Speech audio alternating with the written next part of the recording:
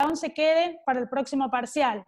Sujeto, partes, próximo parcial. Capacidad, próximo parcial. ¿Sí? En esta solamente hasta la unidad número 6, que es lo que tienen subido material en el campus, y le incorporamos la unidad número 8, que es principios procesales. ¿Sí? Es una unidad muy importante esta. Les voy a tomar unas clases para que podamos verla. Les pido que cualquier cosa que no entiendan, me pregunten, ¿sí? Siempre tenemos habilitados los canales de mensaje por el campus, tienen material subido de principios procesales en el campus, tienen los textos, ¿sí? Esto es uniforme tanto para provincia como para nación, así que lo pueden leer perfectamente de Palacios o del material que les subimos en la comisión, ¿sí? ¿Alguien quiere arrancar con alguna pregunta antes de comenzar con la clase?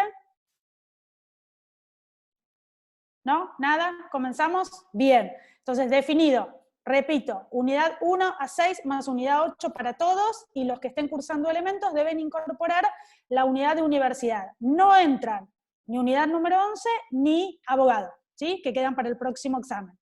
La unidad de abogado ya la tienen subida al campus para el material, la número 11 todavía no habíamos subido nada, ¿sí?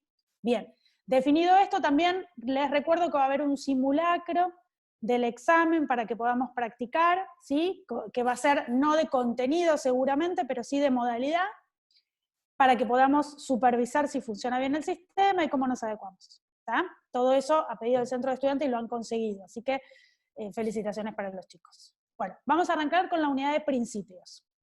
¿Qué tenemos que tener en claro con relación a esta unidad? La unidad número 1 de la materia tenía que ver con las fuentes del derecho procesal. Y cuando hablábamos de fuentes del derecho procesal, hablábamos de directivas que algunos tenían carácter obligatorio o no para el juez, podía o no aplicarlos, pero iba guiándolo a lo largo del proceso. En la unidad de principios, que en general siempre ingresan en la segunda etapa, pero bueno, como este cuatrimestre es una situación extraordinaria y se ha extendido el plazo del primer examen, se incorpora la unidad de principios. Cuando hablamos de principios ya nos vamos a introducir directamente en el derecho procesal. Hasta la unidad número 6 vimos cuestiones conceptuales, ¿sí? Ahora vamos a empezar a ver cuestiones prácticas. Seguramente esta unidad les va a parecer mucho más interesante que las anteriores. ¿Y por qué yo les referencio la unidad número 1 de alguna manera en oposición o como contraste de esta unidad número 8 de principios procesales? Porque los principios procesales son imperativos, ¿sí? Los principios procesales guían el procedimiento. Son las directivas generales de las cuales el juez no va a poder apartarse, ¿sí? Entonces, claramente nosotros tenemos que tener incorporado el concepto de cada uno de los principios procesales, que son muchos más amplios que los referenciados en el programa. Vamos a intentar verlos todos. ¿Por qué? Porque si bien el programa incluye los principios procesales fundamentales, nosotros tenemos que aprender al respecto porque es lo que nos va a guiar a la hora de ejercer la profesión, ¿sí? Los principios procesales, además, no son directivas exclusivamente para el juez. Si bien el juez va a ser quien los va a aplicar, a diferencia de las fuentes, que era lo que los llevaba al juez de alguna manera, en el caso del derecho procesal, a guiar el proceso, en la situación particular de los principios también nos va a servir a nosotros por el ejercicio profesional. En las clases presenciales, yo suelo decirles, y es algo que quizás lo omitimos en estas clases por vía electrónica, que los juicios no siempre se ganan en el derecho, es decir, no siempre gana quien realmente tiene la razón. Los juicios se ganan o se pierden en el proceso. Y ahí va a ser fundamental el tema de los principios, ¿sí? Y vamos a tener una diferencia muy clara entre los principios procesales del derecho penal y los principios procesales del derecho civil y comercial, ¿sí? Muy similar en el ámbito administrativo, muy similar en el ámbito laboral, pero hay principios que básicamente son opuestos en un derecho y en el otro, y nosotros los tenemos que tener muy claros porque es lo que nos va a permitir ejercer la profesión. Si bien los principios son estas normas imperativas, cuando hablamos de imperativas hablamos de que el juez no puede apartarse de ellas, estas normas imperativas que va a aplicar el juez nos van a repercutir directamente a nosotros en el proceso, ¿sí? Cómo nos manejemos a nosotros en el proceso va a tener que ver con estos principios. El juez va a responder a nuestros actos procesales siempre respetando los principios, ¿sí? Les reitero, vamos a ver principios básicos que están incorporados al programa, y en el apunte van a tener muchos otros principios que son fundamentales. Algunos nos vamos a dar cuenta hoy que van a ser, ¿sí?, ante esta situación particular que nadie se imaginaba que íbamos a vivir, que era una situación sanitaria de emergencia que hace que algunos principios básicos del derecho no puedan aplicarse, ¿sí? Pero sin perjuicio de esta situación extraordinaria, que seguramente va a adecuar mucho del ejercicio de la profesión, está adecuando hoy mucho de lo que tiene que ver con la actividad académica, siempre van a tener que respetar estos principios procesales, ¿sí? Bien. Entonces, una vez que nosotros tenemos claros que los principios procesales son directivas de las cuales el juez no se puede apartar, tenemos que ver cuáles son las características de esos principios procesales que nos van a permitir el estudio, ¿sí? Y las características fundamentales de los principios procesales son entender que tienen, primera situación relevante, una característica de bifrontalidad, ¿sí? ¿Y qué quiere decir esto? Que cada principio procesal tiene su antítesis lógica. ¿Qué es la antítesis? El opuesto, ¿sí? Y no es que se aplica uno u otro, sino que va a ser prioritaria la aplicación de un principio procesal o de otra, ¿sí? Pero siempre nos quedamos en el contenido, es decir, bueno, me aprendo que los principios procesales tienen como característica que son bifrontales. Hay uno y hay uno opuesto, es como las dos caras de una moneda. Pero vamos a hablar con un ejemplo aún antes de ver los principios, pero que va a ser sencillo para ustedes. En materia civil y comercial, hoy, el principio procesal por excelencia es el principio que me marca que los actos procesales se realizan por escrito, ¿sí? Vamos a hacerlo brevemente, después lo vamos a estudiar en profundidad. Sin embargo, ese principio procesal que se llama escritural, o de escritura, tiene un opuesto, ¿sí? Y es simple, si nosotros hablamos de lo que no es escrito, es oral, ¿sí? Entonces, el opuesto, el bifrontal al principio escritural es el principio de oralidad. ¿Y qué pasa con el principio de oralidad? Es el que me dice que la mayoría de los actos procesales se realizan de manera verbal, hablando, ¿sí? Nosotros priorizamos el principio escritural en la órbita civil y comercial, y se prioriza mayormente los actos procesales son orales en la órbita penal, ¿sí?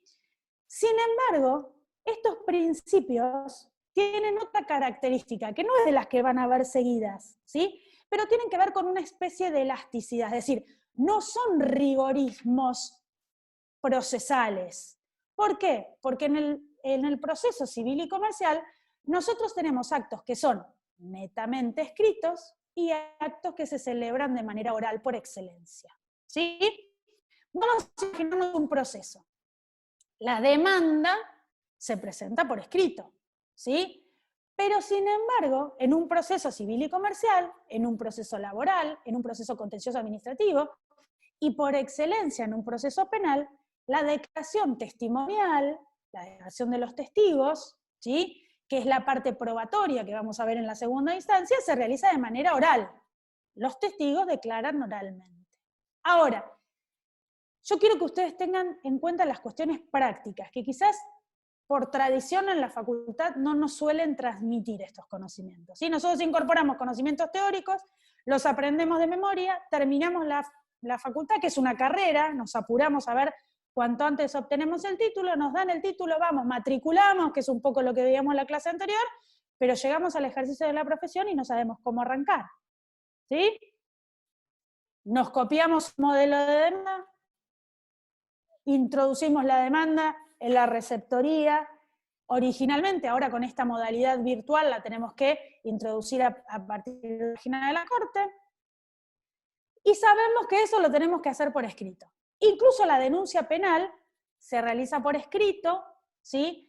Y si bien puede realizarse verbalmente, la van a transcribir, porque es un acto fundamental que figure por escrito. Pero hablamos de que los principios procesales son flexibles en cuanto a su interpretación. ¿Por qué? Porque hay determinados actos procesales en el proceso civil, por ejemplo, que van a realizarse de manera oral. Reitero, un ejemplo de eso es la declaración de los testigos, ¿sí? Pero ¿qué pasa? Por ejemplo, para agilizar el trámite, ¿sí?, en la órbita del derecho de familia, en los juzgados de familia, hay ciertos testigos que me van a permitir que declaren de manera escrita, es decir, el letrado va a transcribir lo que dice el testigo, lo va a presentar por escrito en el expediente, y esos testigos simplemente van a concurrir para ratificar que lo que el abogado manifestó por escrito coincide con lo que ellos manifestaron verbalmente. ¿Sí? Es decir, un acto procesal por excelencia que es de manera oral, a los fines de abreviar el proceso, por economía procesal, se va a realizar por escrito. ¿Sí? Y eso me da la pauta de que los principios procesales, si bien el juez los tiene como imperativo, hay determinadas circunstancias en las que son mutables. ¿Sí? La mutación del principio por economía procesal. ¿Sí?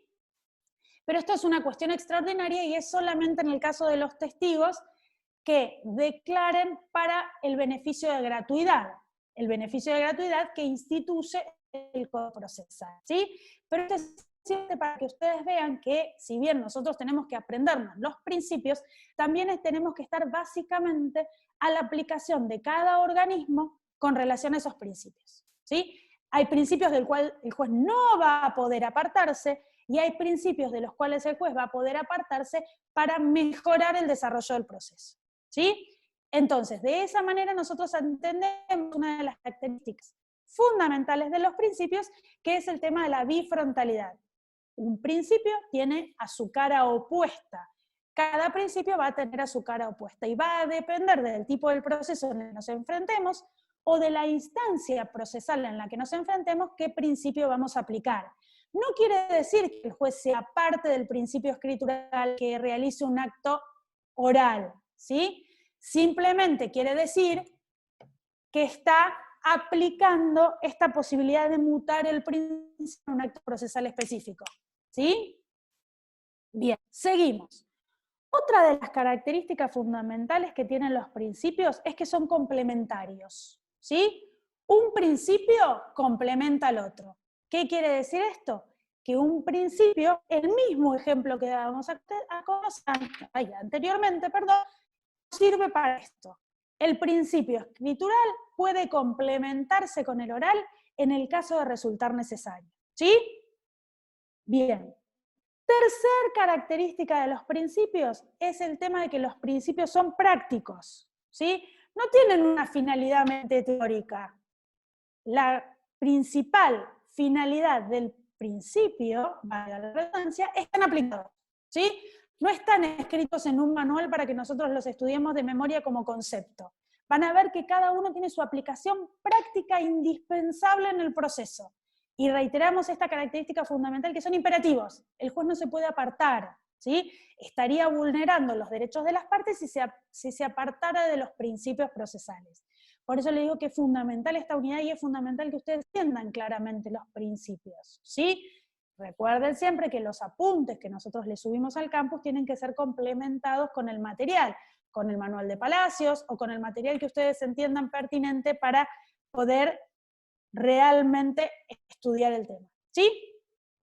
¿Y para qué nos sirven los principios? Vimos que son entonces bifrontales, complementarios, prácticos, son mutables, varían de acuerdo a la instancia procesal en la que nos encontremos y no son absolutos. Esto de que me permite, siempre con el mismo ejemplo y el más simple, que es el escritural y el oral, nos permite dentro de un mismo proceso ir variando dónde lo aplico, ¿sí? Por esta situación de que no son absolutos. No quiere decir que todo el proceso se va a desarrollar por escrito, todo el proceso se va a desarrollar oral. En esta situación particular en la que nos encontramos, incorporamos elementos o herramientas que no teníamos antes, ¿sí? Como las audiencias de una manera virtual. Pero a ver, para que ustedes entiendan esta cuestión de imperativo del principio y fundamental del principio del cual el juez no puede apartarse. Para incorporar, a ver, volvamos a la unidad número 1, la unidad que tiene que ver con las fuentes del derecho procesal. Una de las fuentes del derecho procesal que dijimos que era por excelencia la más importante era la ley, ¿sí? De paso hacemos un relevamiento de si entendimos el tema. Dentro de la ley teníamos distintos estamentos y llegábamos hasta las acordadas de la Corte, resoluciones y acordadas de la Corte. En las acordadas de la Corte tenemos hoy una relevancia fundamental en todo lo que tiene que ver con el ejercicio de la profesión. ¿Por qué? Porque ante esta situación extraordinaria que nos encontramos viviendo, los juzgados están funcionando de manera remota, es decir, no tenemos asistencia presencial, la Corte va reglamentando, va realizando acordadas que tienen que ver con el ejercicio de la profesión. Entre todas esas cuestiones que dispone la Corte, dispone la incorporación de medios electrónicos para la celebración de la audiencia. Pero no es que el juez puede tomar cualquier medio electrónico que le parezca y realizar una audiencia. ¿Por qué? Porque esa audiencia sería nula. No responde a los principios procesales. Sin embargo, la Corte, a partir de una acordada, hace saber a los jueces cuál es el medio electrónico que tienen que utilizar, que está incorporado dentro de la página de la Corte, para la celebración de la audiencia. ¿Sí? ¿Para qué? Para que esa celebración sea válida. Entonces, un principio procesal, que es la oralidad, o el principio procesal escritural, cede ante un principio que no existe, ¿sí? Que es la incorporación de los medios electrónicos. Pero no se está apartando el juez, el imperativo sigue. Nada más que va a cambiar, va a mutar la aplicación del principio oral. ¿Por qué? Porque el principio oral hablaba de la presencia de la parte en el juzgado, en el tribunal, ¿sí? En el órgano. Ahora vamos a tener una parte de manera remota. De esa manera está garantizada la eficacia del acto, ¿sí? A través de la acordada de la Corte, donde dispone cómo tiene que realizarse ese acto procesal. No de manera aislada, no de manera voluntaria, ante la posibilidad del juez de disponer cómo hacerlo, sino que hay un reglamento a partir de la disposición de la Corte de cómo debe realizarse ese acto procesal. ¿Sí? Bien, volviendo a esto, ¿para qué nos sirven a nosotros los principios procesales? Además de ser imperativos para el juez. Nos sirven para saber cómo va a ser la estructura de la norma procesal, ¿sí? Cómo se va a estructurar el proceso. Los principios, y ahora van a ver cómo los vamos a dividir, cómo los vamos a estudiar y por qué tiene que ver con la estructura del proceso, es la utilidad fundamental. Segunda posibilidad que nos dan el estudio de los principios procesales es poder estudiar la diferencia entre los ordenamientos. Como yo les dije, no es lo mismo los principios procesales que se aplican al derecho laboral que los principios procesales que se aplican al derecho civil, que los principios procesales que se aplican al derecho penal. Por eso es muy importante que a la hora del ejercicio de la profesión tengamos a mano el código. ¿Sí?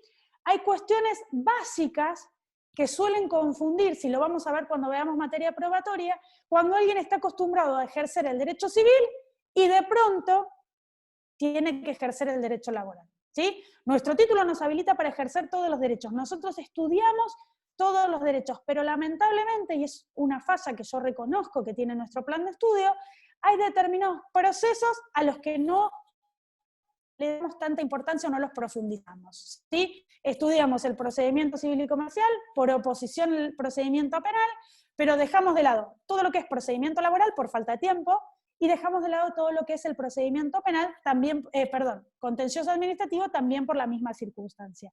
Logramos incorporar mucho procedimiento en la materia, pero siempre nos queda poco a la hora del ejercicio de la profesión, ¿sí? Entonces, entendamos que el estudio de los principios procesales nos permite también hacer un comparativo entre los ordenamientos. Saber cómo va a ser la normativa procesal, hacer un estudio de comparación entre los diferentes organismos, y también ayuda a la hermenéutica del derecho procesal. ¿Qué quiere decir esto? Que expresa la valoración práctica del derecho. ¿Sí? Nosotros vamos a saber cómo se va a desarrollar el derecho de acuerdo a la valoración de los principios. Para eso nos sirven los principios. Y fundamentalmente los principios nos van a servir para estudiar todo el proceso. Van a ver cuando comencemos con la dinámica de cada uno de los principios, cómo nos lleva desde el inicio hasta la finalización de los procesos. ¿Sí? Hasta aquí una introducción. Vamos ahora con los principios. ¿Sí? Recuerden que nosotros vamos a intentar ver la mayor cantidad de principios posibles, pero que ustedes tienen que completarlos porque es muy abundante el tema y es muy importante en esta parte que ustedes entiendan los principios procesales. Vamos a comenzar por el principio procesal por excelencia, uno de los más importantes, y es el que nos va a marcar la diferencia claramente entre el ordenamiento civil y comercial y el ordenamiento penal. Y es el principio dispositivo. ¿Sí? Este es el principio más importante que nosotros vamos a estudiar. Y es uno de los principios que se aplica al derecho procesal, civil y comercial por excelencia. ¿Sí? Y este principio dispositivo también se aplica al contencioso administrativo, al procedimiento administrativo y al procedimiento laboral. ¿Sí? Ambos principios, si bien vamos a intentar ver que en el contencioso administrativo vamos a tener un poco más de injerencia del órgano, ¿sí? Este principio dispositivo es plenamente vigente, tanto para la órbita civil y comercial como para la órbita laboral. Nos adelantamos, dijimos cuáles son las características de los principios de la bifrontalidad. Por oposición, vamos a tener el principio inquisitivo. No lo vamos a ver, ¿sí? Pero para que ustedes se den idea de cómo van aplicándose los que incorporamos. Entonces, principio dispositivo, por excelencia, se escucha muy cortado, me dicen. ¿Se escucha bien o cortado? ¿Se escucha cortado? Mazo. Si quieren, para mejorar un poco, ir apagando las cámaras, yo no veo a nadie que tenga la cámara prendida por acá. No, nadie. Sí, para poder mejorar un poco el audio. No se escuchó el nombre del principio. Ahí me ayudó alguien. Principio dispositivo, es el primero que vamos a estudiar, ¿sí? Por oposición bifrontal del principio inquisitivo que se aplica en la órbita penal. ¿Se escucha un poquito mejor? Bueno, vamos a intentar. Voy a intentar ir... Sí, se escucha un poquito mejor. Bien, voy a intentar ir, aunque parezca un poco pesado, pero para que todos escuchen bien, ¿sí? Entonces, estamos con el principio dispositivo, principio por excelencia en la órbita civil y comercial. ¿Y qué dice este principio? ¿Qué nos marca este principio? Que deja en manos de las partes el inicio, la iniciativa y el impulso procesal, ¿sí? La disponibilidad material del derecho. ¿Qué quiere decir esto? Que es una actuación fundamental de las partes en el proceso. El juez va a estar esperando que nosotros actuemos para él resolver. Y si no actuamos, vamos a tener una consecuencia procesal que la vamos a ver más adelante. ¿Sí? A ver, es un poco complejo intentar explicarles este principio sin que nosotros sepamos la segunda mitad de la materia. Me siguen diciendo que está muy cortado el audio. Yo eso no puedo modificarlo de muchas maneras. Quizás tengamos mala señal. ¿Se escucha bien? Claro, es un problema de señal. Yo escucho bien, bueno. Igual, de todas formas, los chicos del centro están grabando la clase. De esa manera vamos a poder repasarla si algo no se entendió. Les reitero, tienen subido al campus todo el material también, ¿sí? Es importante que lo que no vayan entendiendo me pregunta, que es lo más interesante de las clases, ¿sí? Bien, volvemos. Principio dispositivo, ¿sí? Reitero para los que no escucharon. Bifrontal, inquisitivo. Principio dispositivo de aplicación en materia fundamental, civil y comercial, laboral y administrativo. ¿Qué nos marca este principio? Que deja en manos de las partes el impulso procesal. La iniciativa, ¿sí? Y todo lo que tiene que ver con el desarrollo del proceso. No es que las partes van a decidir, las partes van a instar y el juez va a ser quien resuelva. ¿Sí? Vamos a ver prácticamente a qué se refiere esto. Cuando al principio me dice que deja en manos de las partes la iniciativa procesal, me está diciendo que es quien inicia la demanda va a ser la parte. ¿Sí? El juez no va por la vida investigando si hay alguna cuestión, ya civil comercial, ya sea contenciosa, ya sea laboral, que está incumplida o que no está reconocido un derecho e insta la acción judicial. Esa va a ser la parte quien se presente ante el juez a través de las formalidades que nosotros conocemos, y le va a pedir intervención al juez. El principio dispositivo por excelencia me dice que la iniciativa de elección está en las dos partes. Por supuesto, nosotros no vimos la denominación de las partes, pero a la parte que inicia el proceso se la llama parte actora, es quien actúa, ¿sí?, en inicio, quien da pie inicial para que nosotros presentemos una demanda y esa demanda tome intervención el juez, ¿sí?, la acción. ¿Estamos? Es la iniciativa. Y después, este principio me dice que también me marca el impulso procesal, ¿sí? La iniciativa y el impulso serían las partes fundamentales de este principio. ¿Y qué es el impulso procesal? La demanda se inicia, el juez toma intervención, si considera que se han cumplido todos los requisitos de forma para dar inicio a su intervención, nos va a decir que nosotros tenemos que darle conocimiento de esa demanda a la otra parte, por ejemplo, en un juicio donde estemos ante una situación controvertida, ¿sí?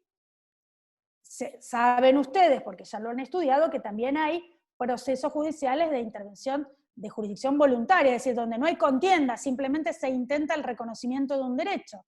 Pero para el ejemplo nos va a servir esta situación donde nosotros tenemos que darle intervención a otro que queremos que cumpla, a otro que queremos que nos respete nuestros derechos. Toda esa situación, ¿sí?, si bien va a haber una actuación fundamental del orden, que es quien dispone, el acto material está en cabeza de las partes, ¿sí? El acto procesal, ejecutarlo, va a estar en cabeza de las partes. Es decir, quien quería el reconocimiento de un derecho, quien quería que cumplieran con una obligación, se presenta ante el juez a partir de la modalidad inicio de demanda, ¿sí?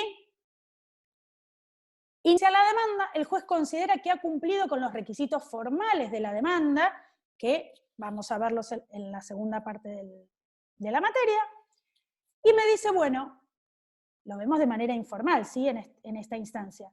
Usted tiene que darle conocimiento a la otra parte, ¿para qué? Para que ejerza su derecho de defensa que está reconocido en la Constitución Nacional.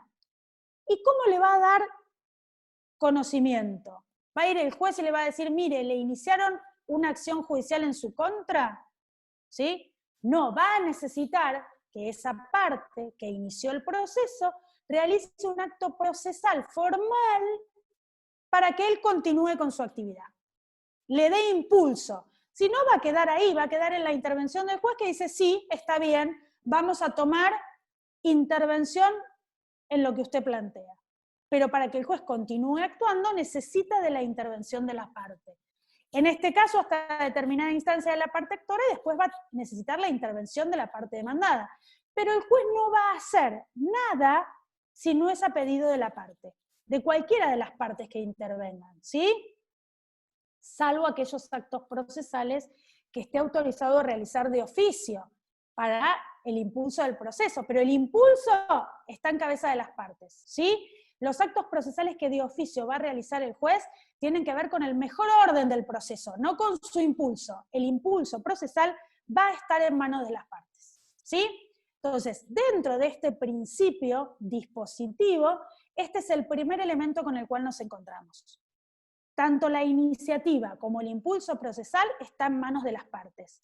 Si las partes no actúan, el proceso no avanza, ¿sí? Después vamos a ver más adelante que esa falta de avance del proceso no puede ser eterna y va a tener una consecuencia, ¿sí?, que es ante el incumplimiento de este principio dispositivo. La segunda característica que tiene este principio dispositivo es la disponibilidad del derecho material, ¿sí? ¿Y qué quiere decir esto? Que las partes pueden disponer del derecho que les corresponde. Es decir, marcan las pretensiones, marcan lo que quieren a partir de la iniciativa, pero también van a poder decir que dejan de querer, ¿sí? Nosotros tenemos, vamos a adelantarnos un poco en el estudio, dos partes en un proceso, ¿sí? Vamos a poder tener la intervención de terceros, pero básicamente vamos a tener dos partes en un proceso contradictorio. Quien reclama y a quien se le reclama. ¿sí? Ahí me preguntan, ¿qué quiere decir desistir? ¿Sí? Cuando uno desiste, deja de querer lo que pidió. ¿Sí? Exactamente lo que plantean. ¿Sí? Desistir es dejar de solicitar. Por ejemplo, cuando yo desisto de una pretensión, dejo de querer que eso pase. ¿Sí? Y en el caso del principio dispositivo, lo que me marca es la disponibilidad, dispongo, yo digo qué quiero y qué no, por supuesto que en el marco procesal que corresponda, del derecho material. Y del derecho que yo intenté hacer valer. Es decir, a ver, vamos a un ejemplo práctico y sencillo. Yo quiero que me devuelvan la cosa y yo quiero que además, porque no me dieron la cosa en su término, me paguen una compensación económica. ¿Sí? Ahí alguien pregunta si tiene consecuencias para la parte actora desistir. Depende en la instancia en la que nos encontremos, ¿sí? No andemos mucho en el tema porque tiene que ver con una segunda instancia que ustedes todavía no estudiaron, pero depende en la instancia que nos encontremos, todo acto tiene consecuencias, ¿sí? Hay que ver si las consecuencias son económicas, hay que ver si las consecuencias son de tiempo, hay que ver si las consecuencias son netamente procesales, ¿sí? Pero recuerden que todo acto tiene consecuencias. No quiere decir que las consecuencias sean malas, pero va a traer una consecuencia. Entonces, volviendo, esta posibilidad de desistir del derecho material. Puedo desistir de una pretensión. Yo creería que me entreguen la cosa, pero que además me paguen una compensación económica porque no me la entregaron en término. Quien pide puede considerar, siempre y cuando la instancia procesal se lo permita, puede considerar que de esa pretensión solo va a querer la cosa. ¿Sí? Si a tiempo decide que solo quiere la cosa, desiste del pago de la compensación económica. ¿Sí? A ver, tengamos en cuenta esto, la disponibilidad del derecho material se da siempre y cuando ese derecho que yo estoy disponiendo no sea de orden público. ¿Sí? ¿Por qué? Porque en general nosotros hablamos de que el principio dispositivo es algo que se aplica en el proceso civil y comercial, pero ustedes saben que nosotros tenemos otras materias. Tenemos la materia laboral, la materia contenciosa administrativa, y una fundamental que se rige por el Código Procesal Civil y Comercial en lo que no tenga una reglamentación específica es el derecho de familia. ¿Sí? Supongamos que yo reclamo alimentos. Un ejemplo sencillo del que todos estamos habituados. Una mamá reclama alimentos por sus hijos. ¿Sí? El derecho de familia, el derecho alimentario, es de orden público. ¿Sí? Y acá cede el principio dispositivo en cuanto a la posibilidad de la disponibilidad del derecho material. Yo inicié una demanda de alimentos. Yo no voy a poder desistir del reclamo de esos alimentos.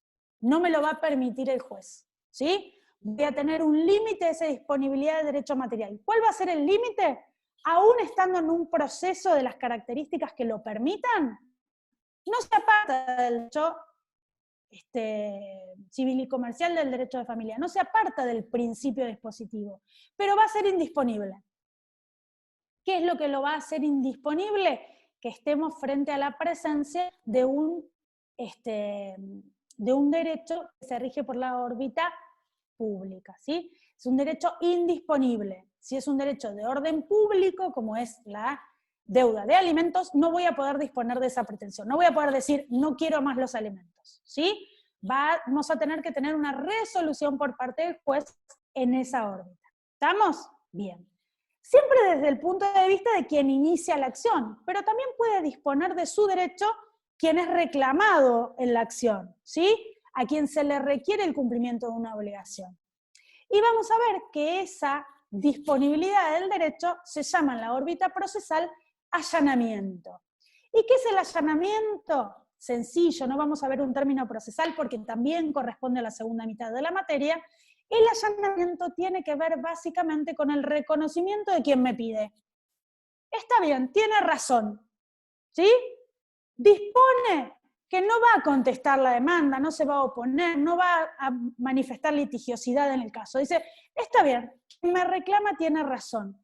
Entonces, así como la actora va a poder disponer algunas cosas no reclamar, la demandada también va a poder reconocer que quien le reclama tiene razón sin manifestar oposición. ¿Sí? ¿Alguien que me diga si se está escuchando mejor? Así podemos avanzar. Bien, perfecto, seguimos entonces. Siempre hablando del principio dispositivo, principio por excelencia del derecho. No, pero tenemos otra, Mariano, tenemos otra reunión programada. No se van a liberar tan rápido de mí. Cortamos con esta y seguimos con la otra. Vamos a ver otras de las características. Entonces, impulso procesal, iniciativa por excelencia, disponibilidad del derecho material. A ver, intento mechar para tratar de hacerlo lo más práctico posible con las preguntas para que no se nos pasen. ¿Cuál es el motivo por el cual una persona quiera desistir de una pretensión? Bueno, a ver, no todo el que reclama tiene razón en reclamar. Y puede desistir para no prolongar el proceso, ¿sí? Miren, vamos a intentar hacerlo de la manera más práctica posible, porque a veces nos cuesta interpretar el derecho abstracto del derecho práctico. Y lo más importante es entender que todo lo que nosotros estudiamos tiene una razón de ser, ¿sí? Estos no son conceptos teóricos que los tenemos que aprender de memoria para contar una historia, ¿sí? Estos son conceptos teóricos que tenemos que aplicarlos a la práctica. ¿Por qué alguien puede desistir o por qué alguien no puede oponer pelea a una causa judicial? Por un beneficio, ¿sí? Yo puedo desistir de una obtención porque quizás me dé cuenta que no puedo seguir adelante con esa pretensión porque no tengo los elementos suficientes de prueba para que el juez me la reconozca. Puedo desistir a esa pretensión de manera conciliatoria, ¿sí? Si bien nosotros no vimos los modos anormales de terminación del proceso, que es una unidad que ustedes tienen en la segunda mitad, vimos, sí, en la unidad número 5, que hay algunos métodos de resolución del conflicto, ¿sí?, que pueden agilizar la composición del derecho, ¿sí? Teníamos la instancia, por ejemplo, prejudicial obligatoria. En esa instancia prejudicial obligatoria, la parte puede pedir, esto que les decía, la cosa más una composición, y darse cuenta que para resolver el conflicto le conviene quedarse con la cosa y no meterse en un juicio para que además le den una compensación económica. ¿Sí? Aclaro, o por una forma de negociar con la otra parte. No, puede ser una forma de negociar para abreviar tiempos, o puede ser porque yo me di cuenta que en realidad lo que planteé, materializado en el proceso, ¿sí?, no puede seguir adelante. A ver, supongamos, algo más sencillo, ofrezco 5 testigos.